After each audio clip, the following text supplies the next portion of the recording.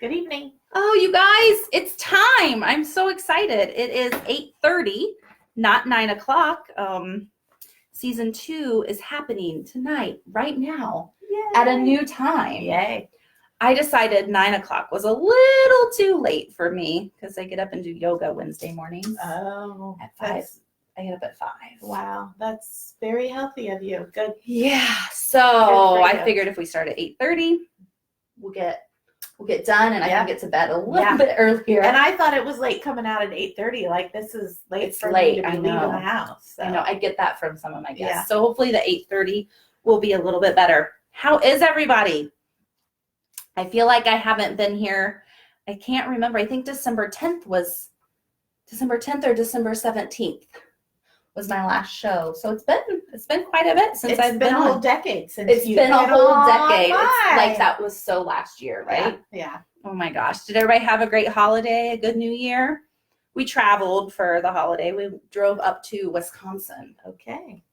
And not just like close Wisconsin. We drove way up north. Yeah. Like we were an hour away from St. Paul, Minnesota. Oh my, that's a road trip.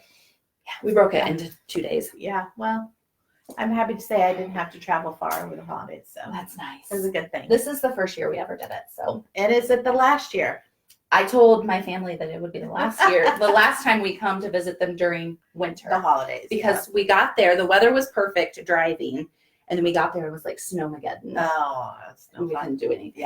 Yeah. So we're gonna plan to go up there in the summertime. There you go. Come here. And like Christmas. lakes, and they have all of those like fun summer things to do. Exactly. Yeah. We did get to go snow tubing. Oh. It was- I mean, not my jam. So yay! for Liam you. loved it, and I Okay. went down 3 times. The first time we raced, and Liam won speed, Okay. but I won distance. Oh, okay. There was a point that I was like, "Am I gonna stop? Yeah. Is someone gonna catch me?" And then we went down as a group, and I swear I broke my ankle because my foot. I was busy, of course. I videoed it all the way down. Right on. And I hit my ankle on the like snow bank, and I thought I broke my ankle. So Yeah, none of that sounds abuse Yeah. at all. So anyway, guys, welcome to season 2, episode 1. For those of you that this is your first time watching, this is ReLive. This is my social media talk show that I started late July, just because I've always wanted to have a talk show, and so I finally decided to start doing it. And I can never get the camera right which way I'm looking, so it's fine. This is ReLive, where we talk about all the things. So tonight, and it's live, so anything goes. You never know what you're going to see. I'm going to be good. I promise I'll be good. It's going to be amazing. So anyway, let's kick off tonight. So tonight we have Jennifer Shook, who is the development director for LTHC. I do see my executive director just popped on a minute Oh, ago. yes? So she'll shoot us an angry face.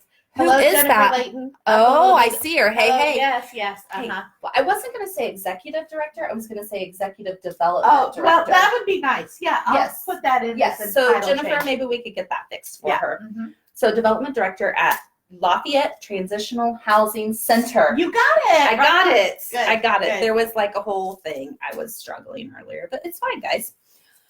So she is going to help us talk about this topic because she knows a lot about it, and it's affecting our community, and she's going to help us kind of understand that.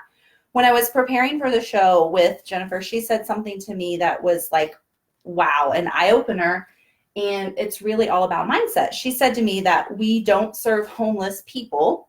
We serve people experiencing homelessness. And like, I'm getting goosebumps with it now because it's such a mindset and such a shift. And we're very purposeful that we say it that way and try to make sure that's maybe the only thing that people will learn if they have a conversation with us or if they're getting to know us, because it's really important for us for other people to recognize that these are people. These are humans that are at a point in their life where they need help, whether it's a result of bad choices or bad experiences or mental health, substance use, criminal, like the whole gamut doesn't matter to us. They are people, and they are people that need our help. So homelessness is a description of their living situation. It's not a description of who they are or what their value is. And so we just always want to promote that with our staff and our volunteers and anybody that we come in contact with to help them understand who we are and what we do. Yeah, I really appreciate that. And I think that's going to be probably the biggest thing that I take away tonight, just because, you know, it's not something I think about on a daily basis. Yeah. And so, yeah, that was really interesting to me. Yeah, we find a lot of times that when we, you know, have the opportunity to talk with people, people think they know homelessness because, you know, you see it in the news or it's in California or it was an episode of Law and Order or whatever the case may be. And, you know, there's some threads there that are reality, but often those are the most extreme examples. And so when we talk about what that looks like in the Greater Lafayette community, it's really about people. It's about people that could a few paychecks from now be you or I, because you know, you never know how things are going to go, and that's really what we see more often than not. Right. That's unfortunate. So tell me a little bit about the stats for Greater Lafayette. Yeah. So obviously homelessness is a hard thing to measure. The folks that we're working with are transient by nature, so it's not like we can just line them up and say boom, boom, boom. But there's a couple of ways that we try to measure that. One, at LTHC Homeless Services, which is the same thing as Lafayette Transitional Housing Center. It's just we changed our name a few years ago. We last year, so we tracked the number of people that we serve, and so last year, fiscal year 2019, we served over 1,800 unique individuals. So that means they may have participated in multiple programs, but we only counted them once. And of that 1,800, over 500 were kiddos. So over the past few years, we haven't seen very much change in the number of overall homelessness, but the number of kids has really had a pretty significant increase, which is obviously of concern because there are more families that are struggling with housing crisis and homelessness. So that's one way that we know that it's an issue present in our community. And the other is something called the point in time count, which is not unique to LTHC Homeless Services. Actually, every community it's a federal requirement to count your homeless people. And so for us, it actually takes place next Wednesday. I think it's like the 23rd. And so there's a concentrated effort by all agencies that participate in services to people experiencing homelessness to go either out to find folks or folks that are engaged in services. And there's like a little questionnaire that they have them do. And that really helps record some information about where did they sleep last night? Where will they sleep tonight? Are they veteran or non-veteran status? Just some different things like that that tell us information that we can then use at a community level to say, oh, we need to do a better job around, you know, the number of people in, you know, we don't have enough shelter beds in our community, or we saw a few years ago a real spike with the number of veterans that were in a homeless situation. So we had to rethink, you know, kind of, so it gives us data that we can then use to do a better job around programming. Sure. So do you know, out of that 1,800 that you served last year, like what the percentage of veterans were? Well, not the percentage because I'm not that good at math. But I can tell you we served somewhere between 75 and 80 veterans families in fiscal year 2019. And one thing that is different about veterans that we serve, so if you're a civilian and you're experiencing homelessness in Tippecanoe County, which means you are literally homeless, you have no place to sleep, or you're imminently homeless, so you've been served an eviction that has a specific date. So that's that means you qualify for services at LTHC. But if you're a veteran, you can be at risk for homelessness, meaning you're in a housing situation, but it's very you know, iffy, like something bad can happen. We might be able to provide preventative services. If you're not a veteran, we do not provide any preventative services. The other thing about veterans is unique is if you're a civilian, it's Tippecanoe County. But if you're a veteran, we serve this whole region, which is Benton, Clinton, Carroll, White, Fountain, and Montgomery counties. So the VA divides the state into regions, so we serve this whole region. Now, having said that, Tippecanoe County is by far the top county in our region for the number of veterans and veteran families that are experiencing homelessness. Montgomery County, which is like the distance, that's Crawfordsville, Mhm. is the distant second. And a community like Benton County or White County, they maybe would have one in a whole year. Oh, And wow. it's just, you know, and if you think about just in general, Tippecanoe County is a bigger county Sure. compared to those. So that's not, Okay. you know, it's not really unusual. You know, Tippecanoe County has a lot of jobs and a lot of opportunities and good schools and, you know, good resources and medical, you know, like, so we have a lot going on. So people are coming to our community in general, and then they might find themselves in a homeless situation. Okay. So let's go back to this point in time that you discussed. Yeah. So you said like on January 23rd, you guys, so like your entire team will go out and survey. And it's not just us, like Valley Oaks, they have a program called PATH, and the point of PATH is to go into the community all the time, not just on point in time, to identify folks who may be in a housing crisis and get them connected with services. So they're trying to build relationships and identify folks that they need to be connected with. You know, so there's a network of agencies that provide services along the continuum. And so it's not for point in time, it's not just LTHC, but yes, like our staff that day, that's what they'll be doing. Yeah.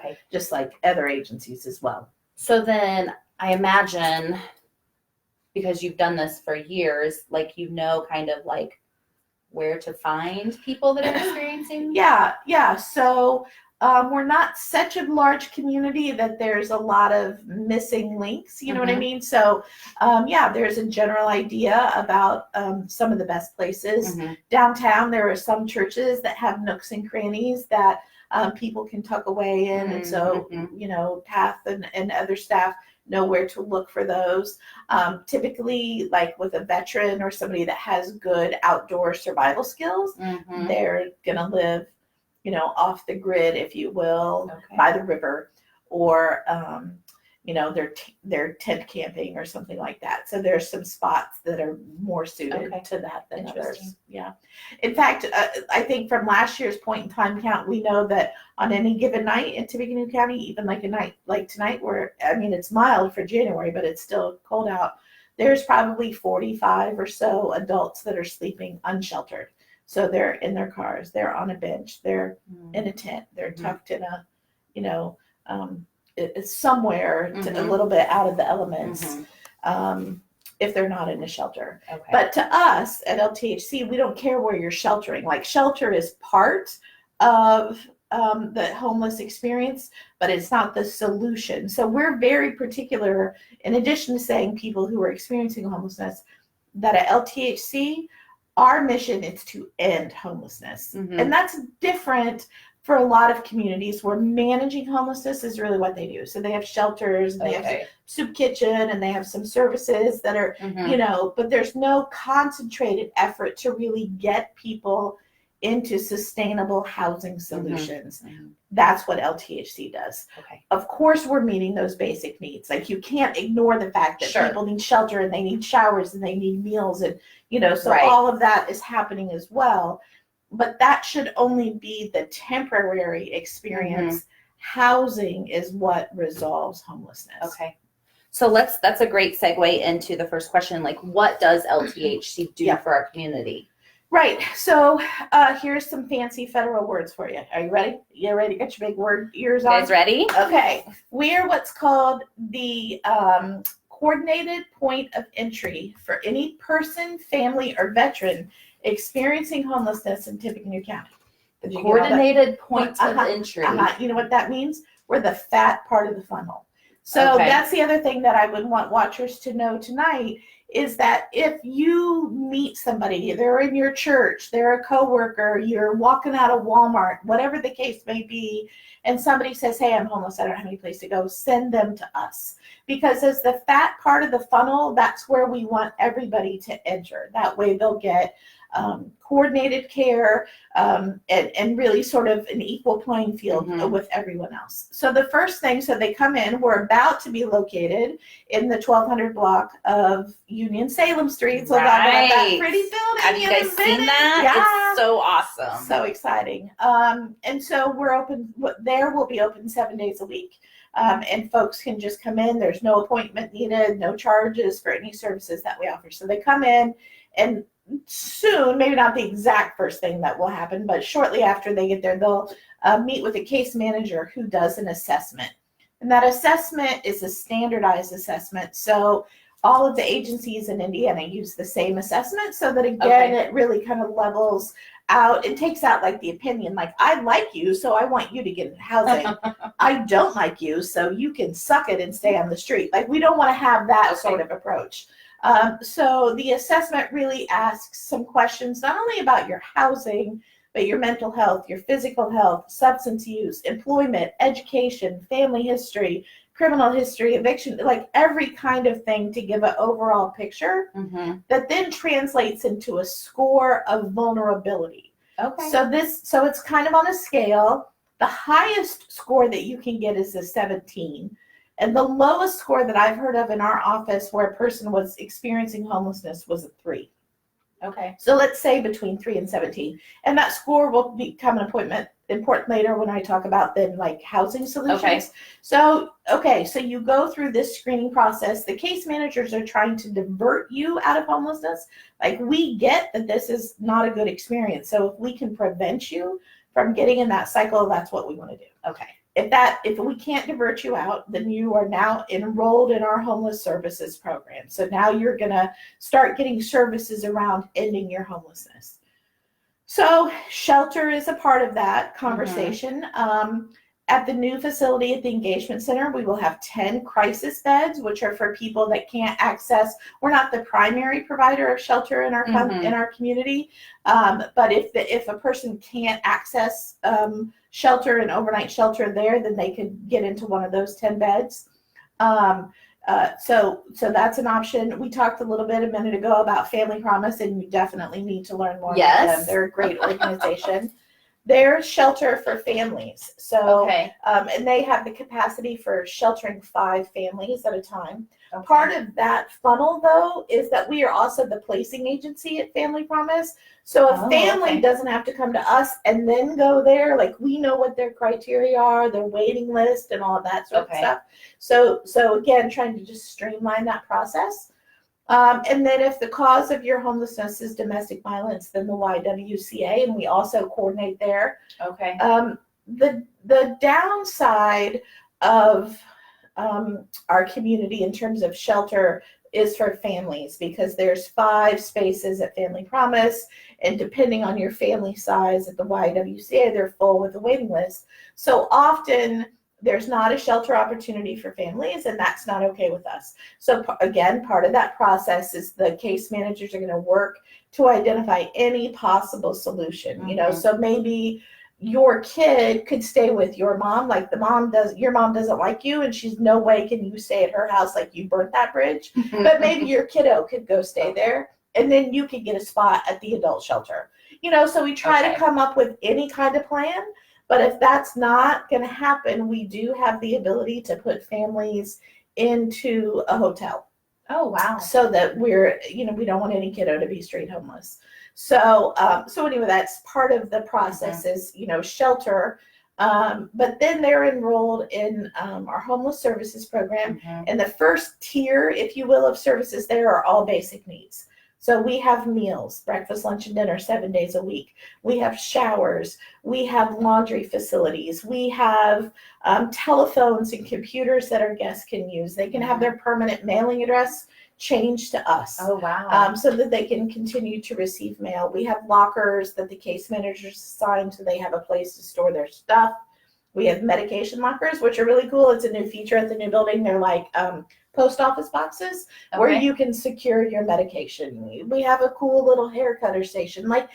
And we give stuff out. I think of it as homelessness is a terribly uncomfortable experience, one that probably you and I would not be very successful in navigating.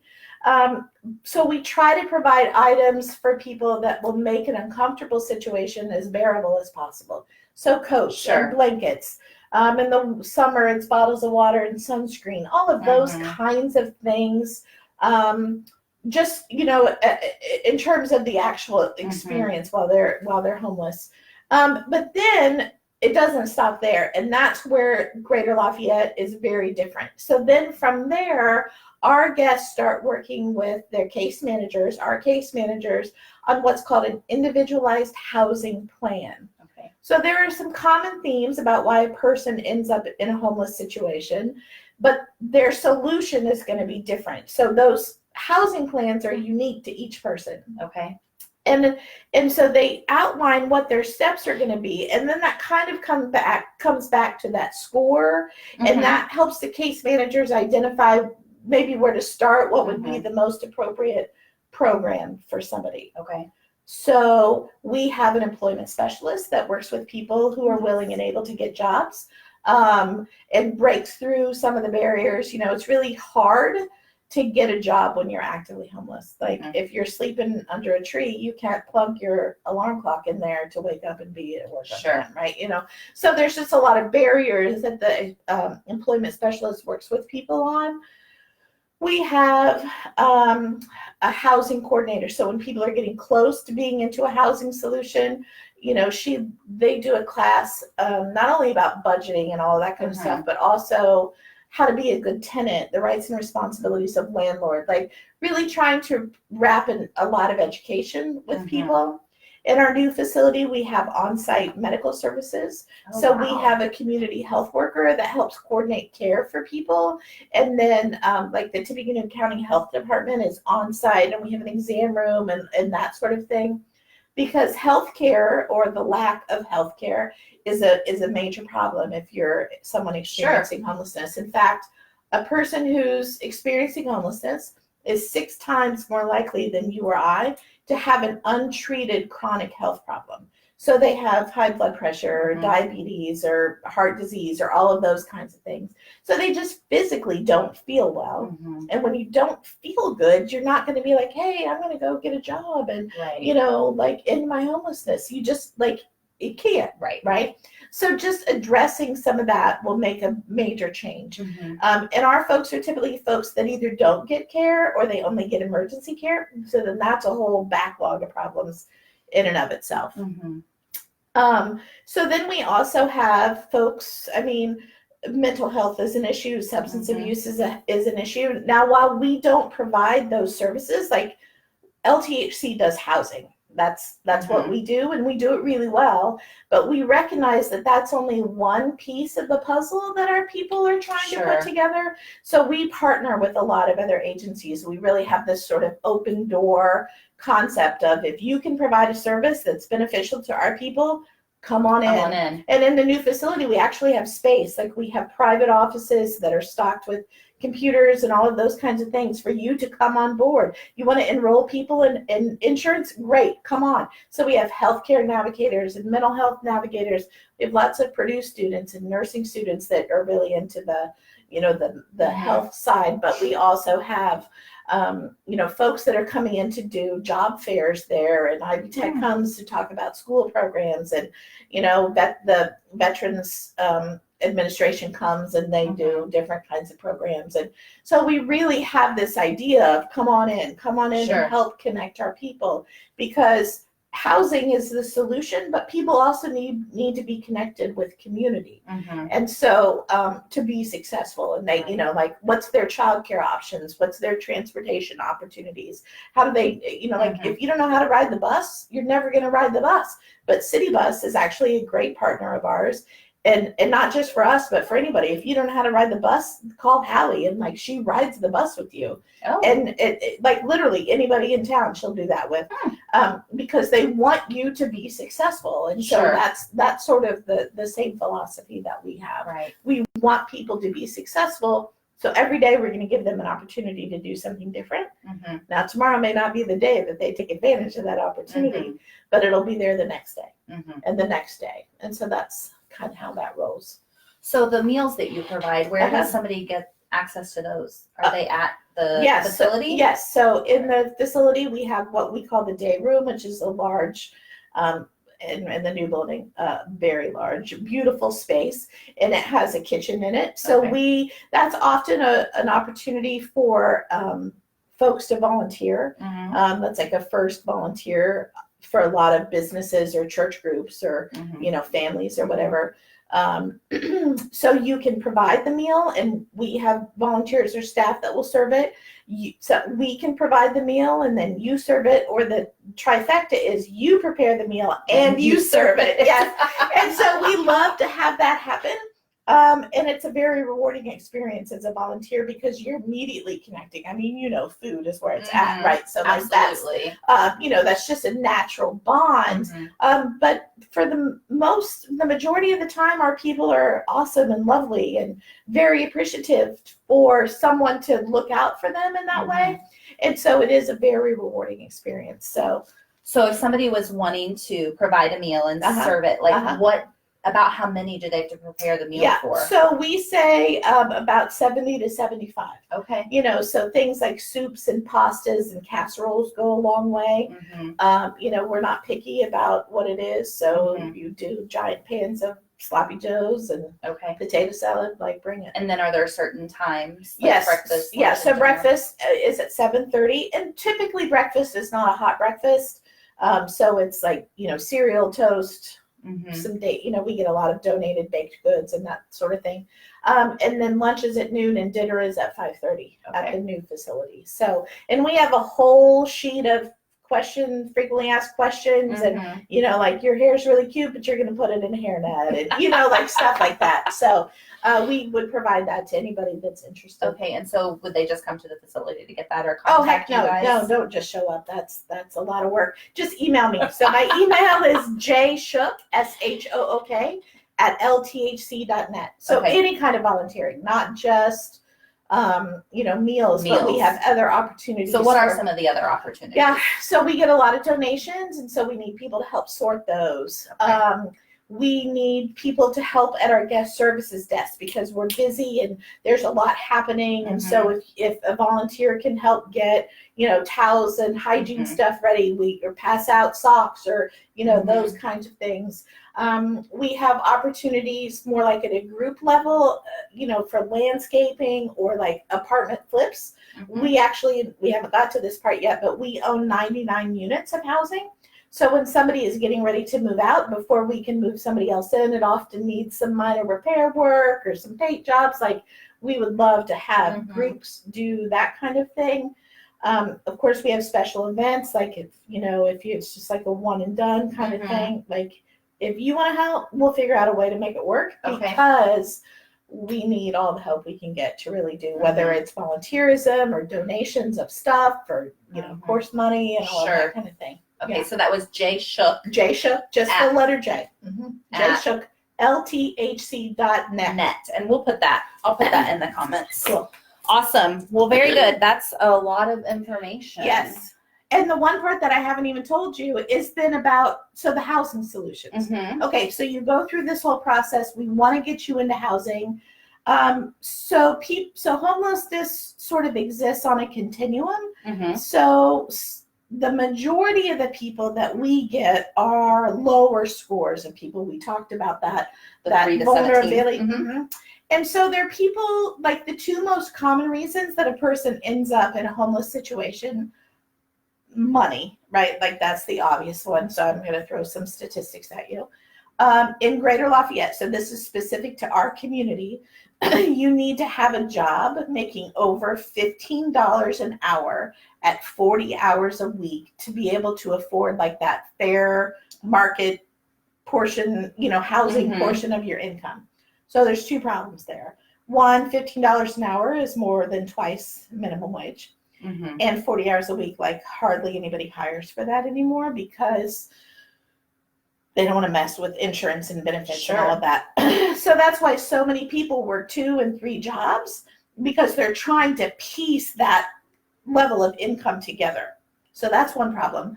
The second problem is because housing is so expensive in our community, that people then create some random relationships.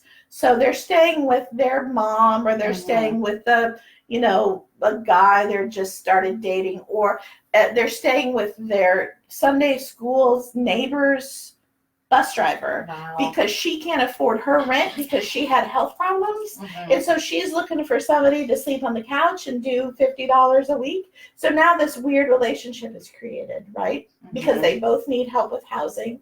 And then something goes bad, Mhm. whether it's with the person that lives there or the landlord that says, you just can't move and sleep on the couch, or it turns out you're a crazy person. And so that, like all of those scenarios, somebody's name is not on the lease, boom, instantly you have no housing.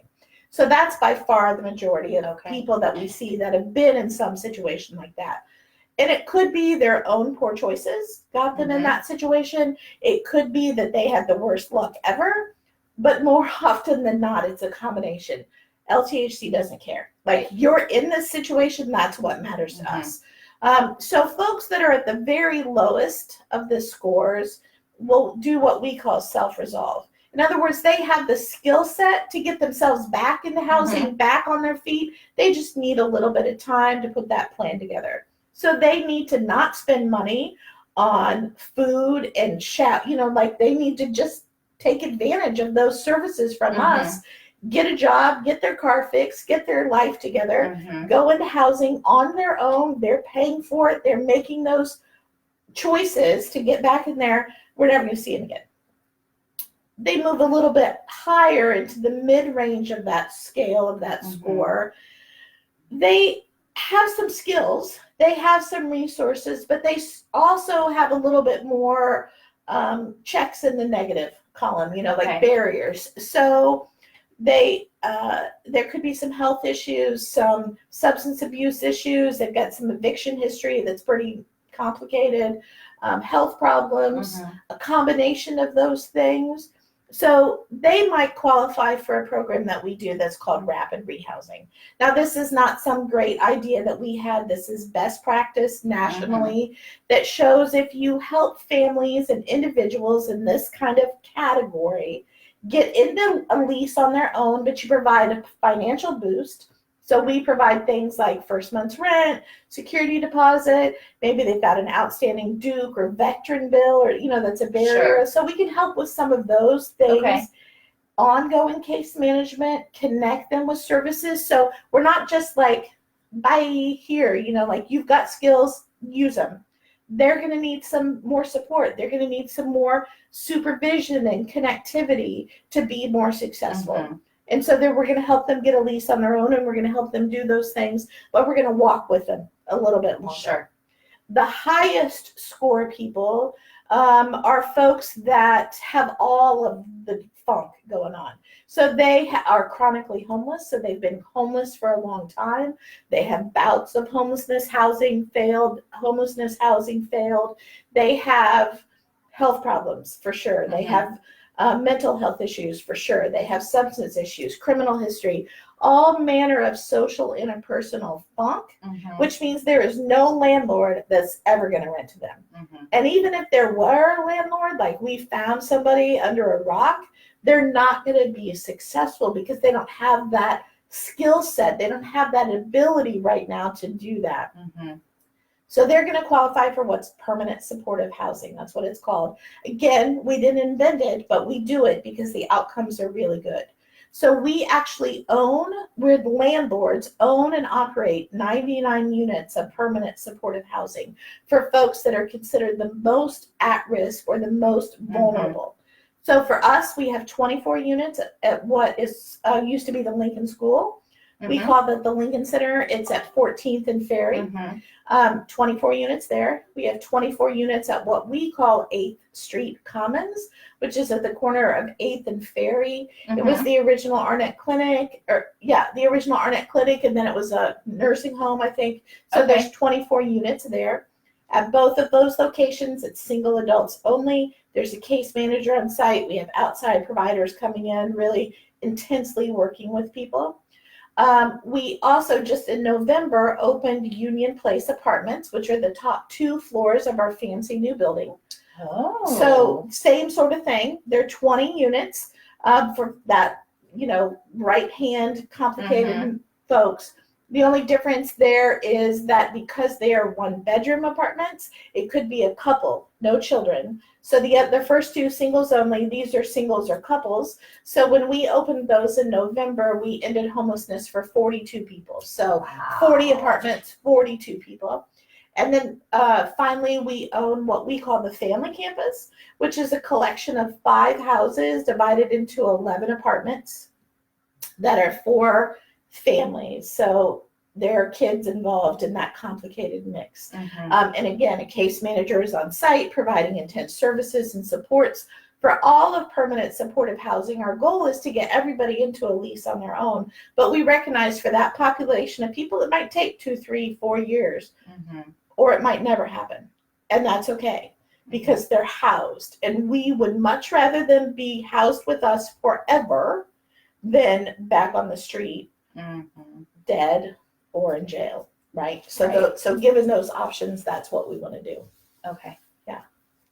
So then the people that are staying in the apartments at the new Union Street place, they could just come and have breakfast, lunch, and dinner? No. They're in a lease. They're in an apartment. Cannot. They have a kitchen. Like they're working on them. Okay. So they're separate programs. Okay. Yeah. So the first floor, or the engagement center, that opens on Monday the 20th. Oh, pray for us. Is for people that are actively homeless. Okay. So people that are currently experiencing homelessness. The people on the 2nd and 3rd floor, they're housed. The people that live in our other locations, they're housed. Okay. So they're working their own plan. Okay. These are for folks that don't have housing yet. So then it could be the people with the 3 or 4 score. Yes. And And like the trying to 16, 17, I mean, the whole gamut is there. Okay. Yeah. And so like you can't force somebody into housing, right? So you had asked me before, like, what's the typical length of stay? I have no ability to answer that, because you might be a person that's very focused. You're doing what you need to do and making right choices and you're working it. And 3 weeks later, man, you're in it. Maybe you're a person that takes 2 steps forward, 5 steps back, and 3 steps forward, and then 2 diagonal, like whatever. Just, again, come back tomorrow and keep working on it. That's what we want people to do. Okay. Yeah. Wow. It's a lot. It's a lot of stuff. Yeah. It's a lot of stuff. Okay. Let's see what you've answered here on my list of questions. Check.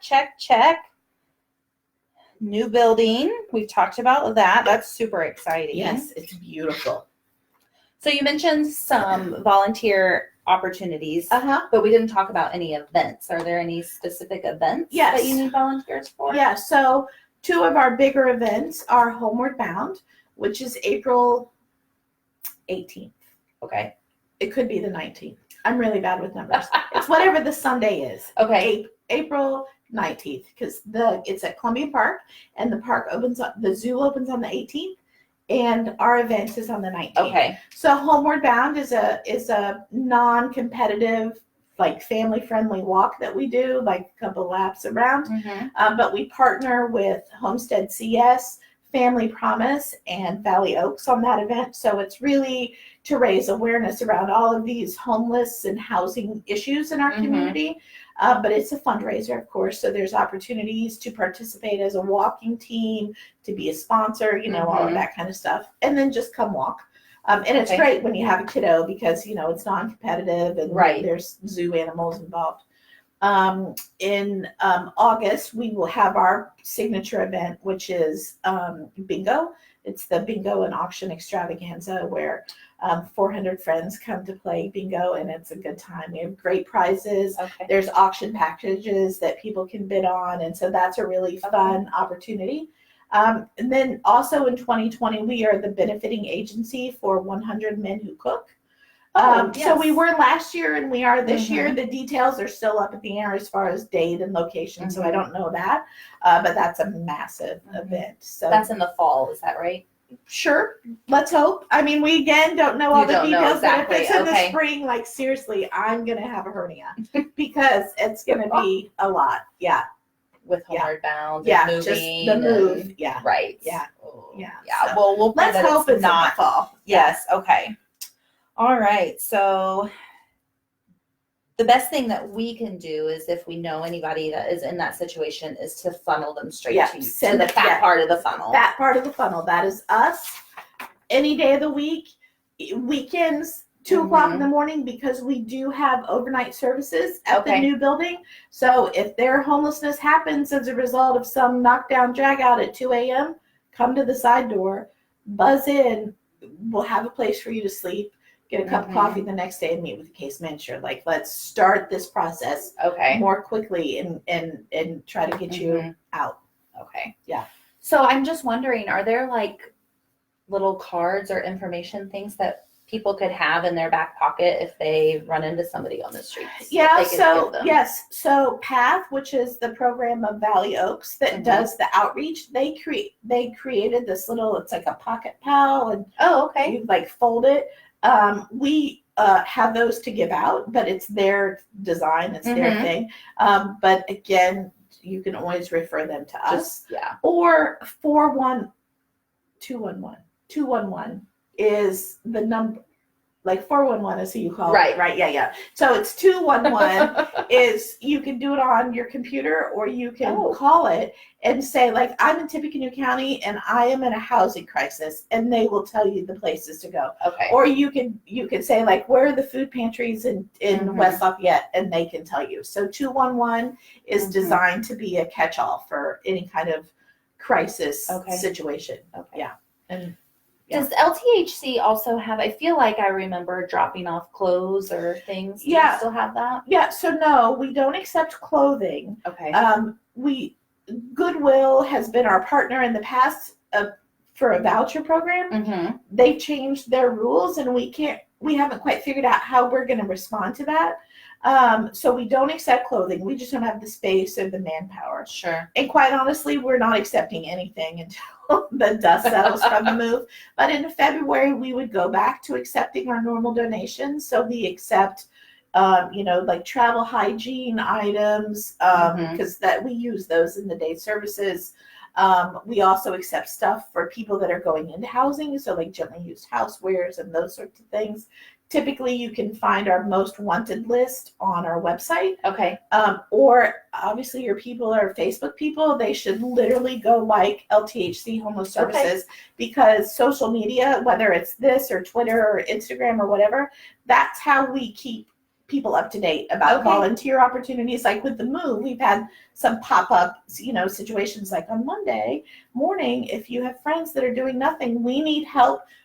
Like people that are that have lockers at our facility, we don't want them to schlep their locker stuff 6 blocks to the new building. So like we just need people to come and let us put them in the car, some bags of stuff, and then drive the 6 blocks. So that, like it's simple. It's a one-time deal, but I need help. You know what I'm saying? So social media is the best way to keep track of what we have going on. And occasionally we do have like a shopper's wish list that if we need certain items, we do something called Project Birthday for kiddos that are in the family campus. When it's their birthday, we ask for someone in the community to adopt their birthday and provides, like some pajamas and books and some toys and that sort of thing.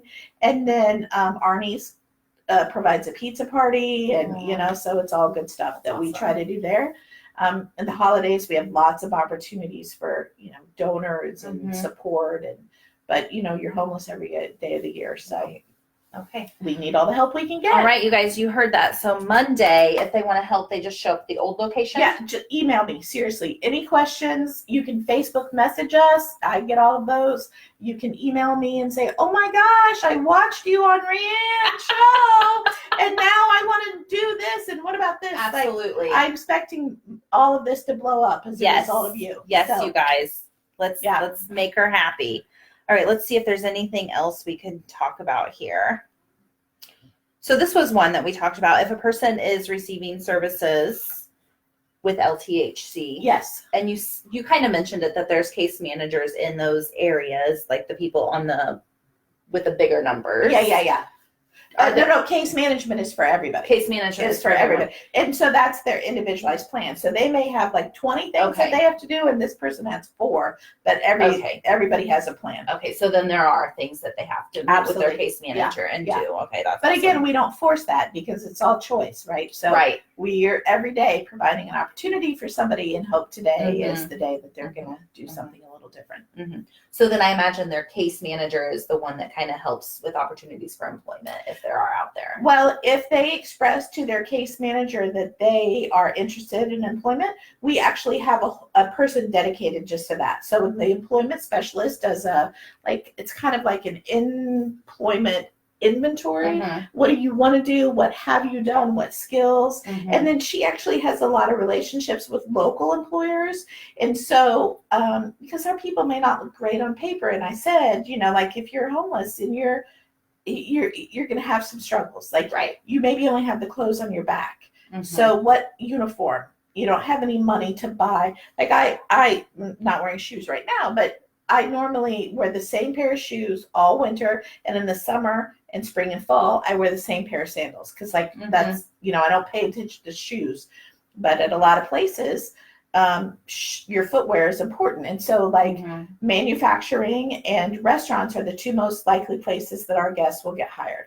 So if you work in a restaurant, you need those black gripper shoes. Right. If you work in manufacturing, it's some sort of steel toe high, right? So Ice Cream Specialties, which is a local employer, their wages are great. They're lovely to work with. They hire a lot of our guests. But to work there, you have to have high ankle, steel toe, insulated boots, which are $150 at Walmart. Like I can't just go out and spend $150. Well, I could, but then there'd be no electricity. This is how these things happen. So if you're in a housing crisis, that's a great job. That job is your ticket out of homelessness, but you can't afford the boots. So our employment specialist works with, how can we get those boots? When you first start a job, you don't have money to go to lunch. You don't have money to bring your lunch. So what are you going to do? You're going to quit your job so you can come back and eat with us. Well, that's dumb. We want you to have a job. So we have a little food pantry that we stock for people that are in jobs that they can get something no cost for their first 2 weeks at a job because we want them to keep that job. So the employment specialist really works on busting through barriers and job coaching with them, because when you spend any kind of time in a homeless situation, you quickly learn that society isn't very interested in you. So you learn to not make eye contact. You don't shake hands. How you talk and interact with people is different. And so there's been many times that I've walked through the employment services suite, and what they're doing is practicing eye contact and handshakes because it's hard to get back in the groove of things. And so just all of those kinds of things. One of the most common things I hear from people when I say, oh, yeah, I work at LTHC Homeless Services. Well, why don't they just get a job? There are plenty of jobs out there. There are a lot of jobs out there. That is true. But walking into a job when you have all of these barriers is much easier said than done. And what are you going to do when you get there if you don't have the skill set emotionally or intellectually or experientially to be successful? They need to have a hand, right? They're not asking for a handout, they're asking for a hand. And that's what we want to try to provide. That's awesome. Yeah, it's awesome. It's a great place to work. I had no idea that you guys provided so many different things. Oh my gosh, Rhian, if I had a nickel for every time somebody said, I had no idea, we would be doing this show from my condo in the Bahamas. That sounds good. I know, but nobody getting me nickels for that. pays me that. I don't know. It's a pipe dream, I guess. Awesome. Well, let's see if there are any comments or questions. Okay.